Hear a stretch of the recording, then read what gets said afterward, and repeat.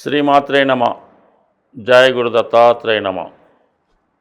ఈ వీడియోలో మనం మే 18వ తారీఖున కుంభరాశిలో ప్రవేశిస్తున్నటువంటి రాహుగ్రహ ప్రభావం వివిధ రాశుల వారి మీద ఏ విధంగా ఉండబోతుంది అని తెలుసుకుందాం. అసలు ఈ యొక్క మానవ జీవితంపై గత జన్మ కర్మ ఫలితాలను ఈ జన్మలో అనుభవించే విధంగా ఈ రాహుకేతువులు ఈ జాతకుల మీద ఎక్కువ ప్రభావాన్ని చూపడం జరుగుతూ ఉంటుంది. ఈ రాహువు ఈ భూమి మీద ఉన్నటువంటి సకల సౌకర్యాలకి, కోరికలకి, ఆశలకి కారణమవుతూ ఉంటాడు. రాహువు డిటాచ్మెంట్ మాట. ఏదైనా ఒక బంధాన్ని స్వీకరించడం, ఆ బరువు బాధ్యతలు మోయడం, విపరీతమైనటువంటి ఆశలకి, కోరికలకి, వ్యామోహాలకి ఈ రాహుగ్రహం కారణం అవుతూ ఉంటుంది. వారి వారి జన్మజాతకంలో రాహు ఉన్న ప్రాంతాన్ని బట్టి, అంటే రాహు ఉన్న రాశిని బట్టి, ఏ గ్రహంతో కలిసి ఉండే దాన్ని బట్టి ఆ జాతకుడి యొక్క అభివృద్ధి, అతని యొక్క కోరికలు, ఆశలు, ఆశయాలు, పతనం ఇవన్నీ కూడా రాహుగ్రహ ప్రభావం బట్టే ఉంటుంది.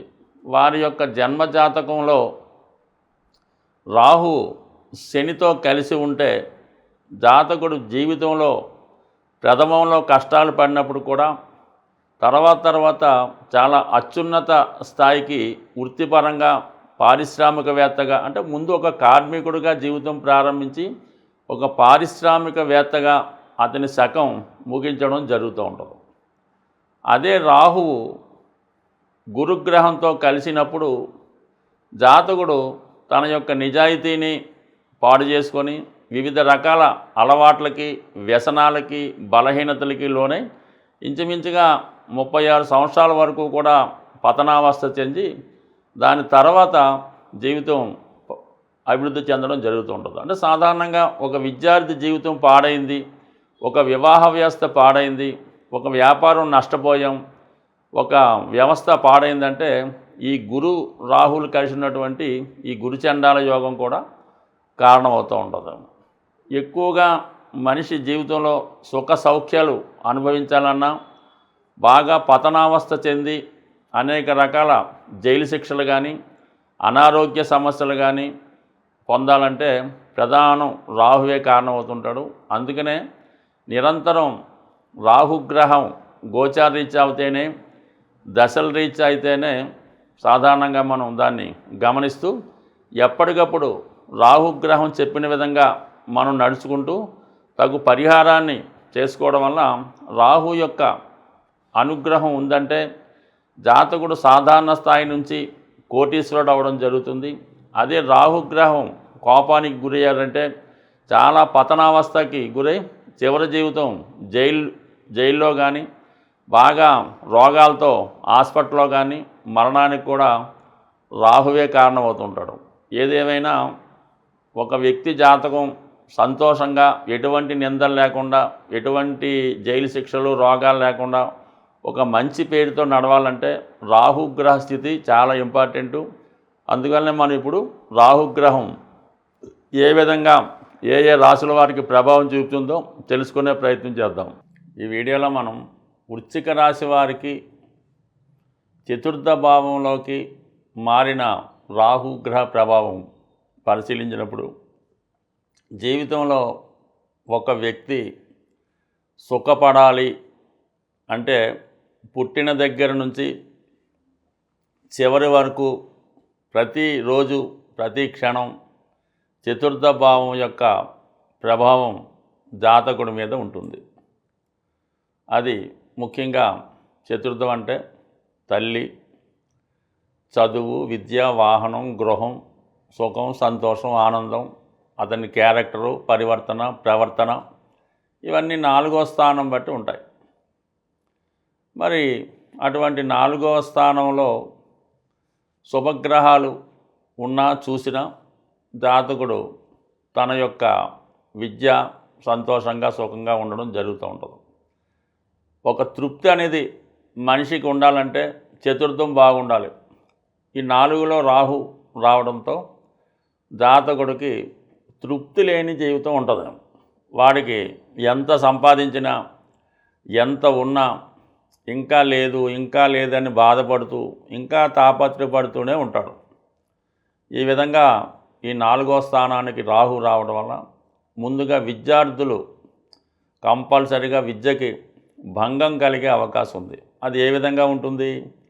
ఏదో ఒక ఇతర విషయాలకి అట్రాక్ట్ అయ్యి ప్రేమలో పడో, ఈ టీవీ యూట్యూబ్ లాంటి ఈ సెల్ ఫోన్కి కరెక్ట్ అయ్యో, లేదంటే అక్కడ ఉన్నటువంటి వాతావరణాన్ని బట్టి చిన్న చిన్న బలహీనతలకి ఈ స్మోకింగ్ వాటికి అలవాటు పడో విద్యకి భంగం కలుగుతుంది. అయితే ఈ విషయం తల్లిదండ్రులు గమనించలేకపోతూ ఉంటారు. వారి యొక్క ఆశల్ని అడియాసలు చేయడం జరుగుతూ ఉంటుంది. అందువలన ఎవరైతే విద్యార్థులు అంటే మీ యొక్క పెద్దవాళ్ళు, మీ యొక్క సంతానం వృశ్చిక రాశి వృశ్చిక లగ్నంలో ఉంటే కంపల్సరిగా వాడి మీద ఒక దృష్టి పెట్టవలసి ఉంటుంది. దాని తర్వాత కొంతమంది హాస్టల్లో ఒక కఠినమైన నియమాలు ఉన్నటువంటి మంచి హాస్టల్లో జాయిన్ చేస్తే కంపల్సరిగా కొంతవరకు చదువు కంప్లీట్ చేస్తారు.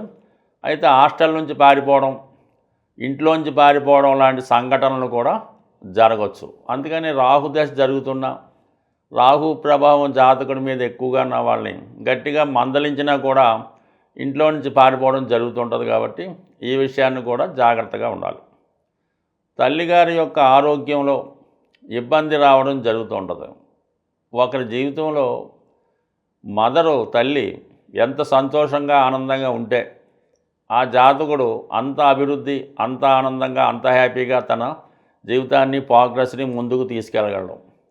ఎప్పుడైతే మదర్కి అనారోగ్య సమస్యలు, ఇబ్బందులు, ఆవిడ వైవాహిక జీవితం పాడైందో, ఇబ్బందులు పడుతూ ఉంటాయి, ఆ అబ్బాయికి ఆ కొడుకు కూడా ఈ విధంగా ఉంటుంది. ఇప్పుడు మదర్కి ఇబ్బంది రావచ్చు, దీర్ఘకాల అనారోగ్యం రావచ్చు, మరి జాతకం బాగపోతే ఏదైనా జరగకూడనిది కూడా జరగవచ్చు. కాబట్టి ఈ విధంగా జరిగినప్పుడు ఏంటంటే మొత్తం జాతకుడి మీద ఎక్కువ ప్రభావాన్ని చూపించి వాడి యొక్క లైఫ్ స్పాయిల్ అయ్యే అవకాశం ఉంది. అంటే చదువు ఆగిపోవడం, ఈ ఉద్యోగాలు పోవడం, మనశ్శాంతి లేకపోవడం జరుగుతూ ఉంటుంది. అందువల్ల మదర్ యొక్క ఆరోగ్యాన్ని, ఆవిడ యోగక్షేమాలని జాగ్రత్తగా కాపాడుకోవాలి. అంటే రాహు ఎప్పుడు కూడా ఒకదానికి ఎఫెక్ట్ ఇస్తూ ఉంటాడు.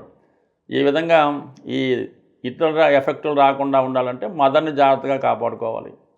స్థిరాస్తి విషయంలో మీరేదో ఇల్లు కొనుక్కుంటారు, బిల్డర్కి మొత్తం డబ్బు ఇచ్చేస్తారు, కానీ వాడు మీ పేరుని రిజిస్టర్ చేయడు, మీకు ప్రాపర్టీ హ్యాండ్ ఓవర్ చేయడు. ఈ విధంగా ఉంటుంది.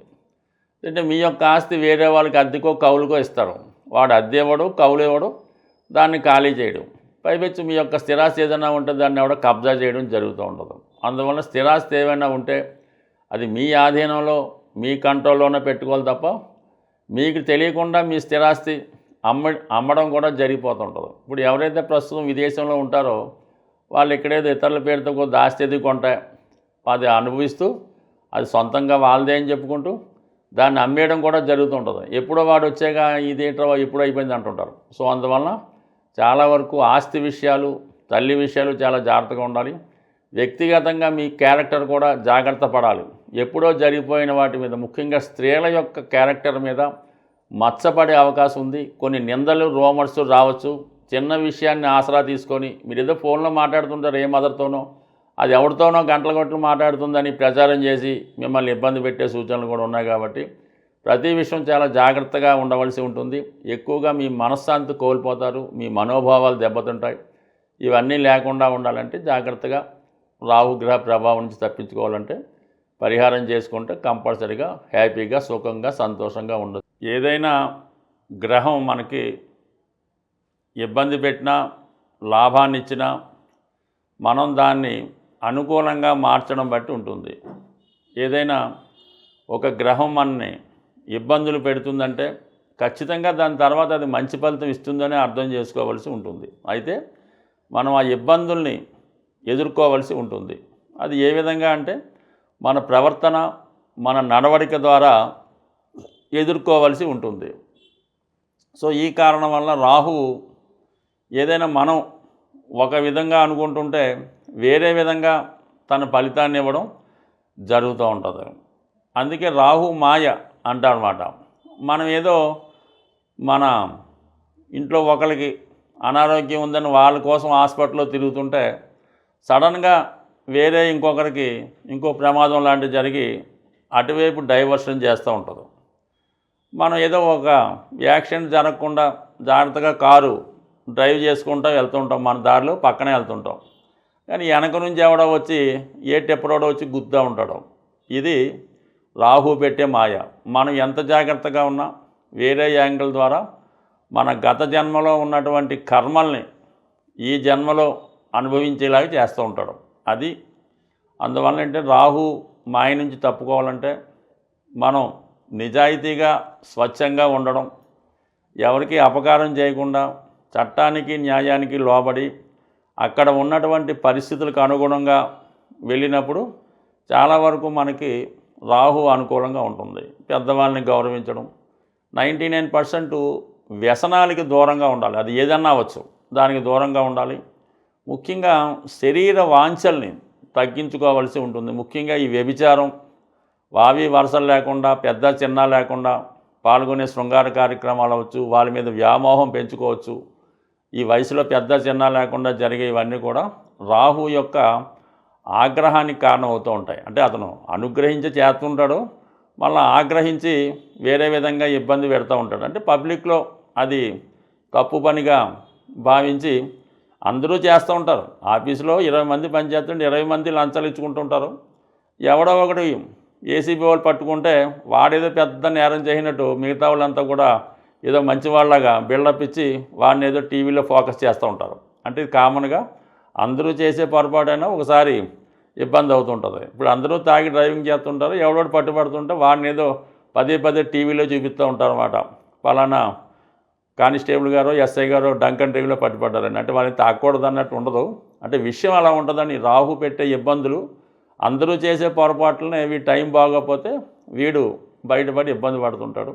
ఇటువంటి చిన్న చిన్న సమస్యలను బయటపడాలంటే ముందు మనల్ని మనం సంస్కరించుకోవాలి. దాని తర్వాత ఏంటంటే ఈ మినుములు, మరి రాహు యొక్క దినుసుగా మినుములు కాబట్టి ఇది ఏదైనా ఆదివారం రోజు, శనివారం కానీ ఈ మినప గారెలు తయారు చేసి ఏదో ఒక 4 కేజీలు నానబెట్టి తయారు చేయించి ఆ మినప గారెలు తయారు చేయించి 4 చెప్పిన ఒక ప్యాకెట్, దాంట్లో మళ్ళా దానికి కావాలని చట్నీ అది వేసి ఏదన్నా వృద్ధులకి, వ్యాధితో బాధపడుతున్న వారికి, తినడానికి లేని వారికి ఈ ప్యాకెట్లు పంచిపెట్టవలసి ఉంటుంది. అంటే రాహు 4 సంఖ్య కాబట్టి 4కో 40 మందికో పంచిపెట్టచ్చు. అలాగే వాళ్ళకి ఏదన్నా ఇష్టమైనవి కూడా ఇవ్వచ్చు. అయితే ఏదన్నా ఎవరైతే రాహుతో పీడించబడుతుంటారో, అంటే చాలా భయంకరమైనటువంటి వ్యాధులు, అలాగే వృద్ధాప్యం, అలాగే కొంతమంది ఈ స్త్రీలు అబ్బాయిలు అని కాదు కానీ కొద్దిగా ఇటువంటి వ్యభిచారం అలాగ ఉన్న వాళ్ళకి ఈ విధంగా చేయడం వల్ల, వారికి సేవ చేయడం వల్ల, నారాయణ సేవ అని గతంలో ఈ సాయిబాబా పుట్టపర్తి సాయిబాబా సంస్థానంలో ఇటువంటి వాళ్ళందరినీ నారాయణ సేవను వాళ్ళంతా స్నానం చేయించి ఫుడ్ పెడుతుండేవారు. అలా చేసిన అనుకూలిస్తూ ఉంటుంది. అలాగే ఈ విధంగా మినపగారెలు పంచిపెట్టచ్చు.